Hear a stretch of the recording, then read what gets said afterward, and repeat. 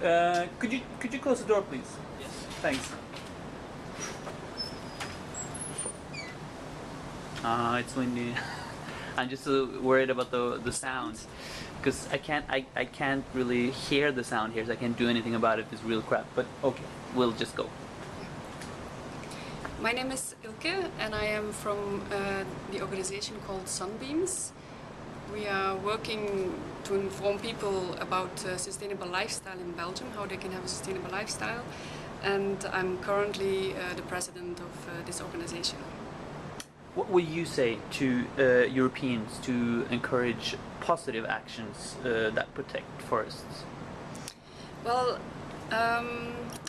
the first thing I would say is try to connect to an organization in your country which is part of the Plan for the Planet or the UN Billion Tree campaign, and is specialized in planting forests in your country, because I think that could make a huge difference just to be able to contribute to plant forests.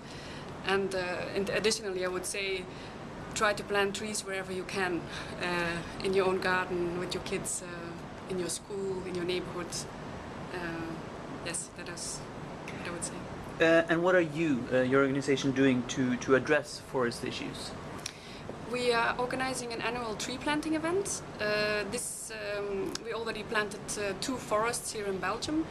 The next one will be planted in March, in 2012, on the 18th of March. And the idea is to invite the international community and the Belgians to plant the forest together in one day. And it's for children and adults, all ages are involved to plant trees together, and all nationalities. You hear all kind of languages that day. And they can have like a personal dedication for who they plant the tree, or for which purpose they plant the tree. So we hope that many will join us on the next tree planting event. What is the main challenge that you face when you work to protect European forests? That's a difficult question. I think it's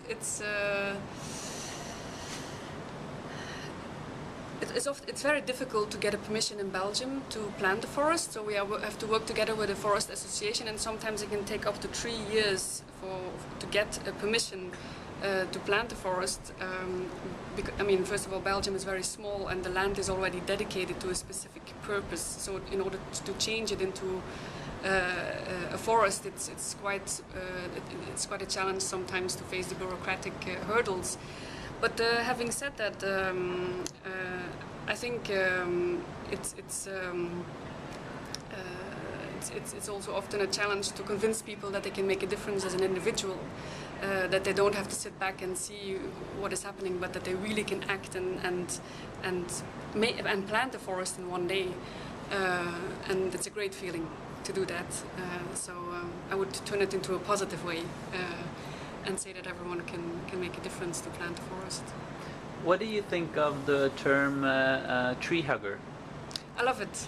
I'm a tree hugger myself, and I think it's a beautiful one, because trees are live creatures, and it's often not they are often not thought about it in that way, but there is actually a lot of life inside of a tree, and I also feel it personally. It hurts very much when a tree is cut, because it is a live being, and I think they should be respected much more. We're here in Brussels. We have the European Parliament 5 minutes away. What is your challenge to the European Parliament to sustainable forest in Europe? I hope you will cut this one. No, just think about it, and just if you have a challenge to the politicians, you know. I think the challenge I would put to the European Parliament and other politicians is to make much more strict guidelines. To say, we want to have this target for planting trees in Europe. In each country, it has to be at least so much percentage of of the country, or I mean, the target should be very high, and I think they have an important role to play in setting these targets, so it can help the citizens to take up these challenges with the local politicians. So they have indeed a very important role to play. Aim for the sky. Yes. Next year, next summer, there's going to be a huge conference, Rio Plus 20. Yes. How is your organization working towards that? Well, we are a very small NGO. We are a bunch of 20 volunteers, and well, we do not have an active role in the Rio Plus 20, but we certainly support it, and we will advertise it and follow it as close as possible here in Belgium, and also make some articles about it and write about it in our newsletters and website. But we will not have a role as with a campaign or something like that, building up to Rio. Just take it. We'll take it one more time. Just don't worry. Excuse me? Is it your phone? Yeah. Yeah. Don't worry. We'll try one more time. Okay. How are you working towards the Rio Plus 20 next summer? We are a very small organization. We have about 20 volunteers.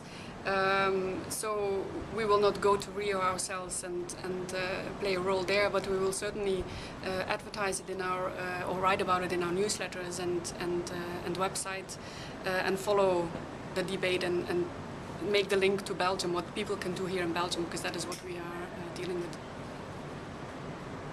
Is there something you want to say, add, that we did not touch upon? I hope that the international community and the Belgians who are living... Wait a minute, I'll start again.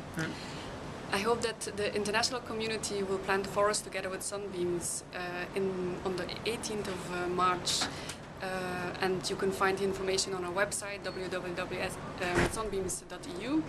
And you are invited to come and plant yourself or to donate the trees on that day and make a forest in one day. Thank you so much.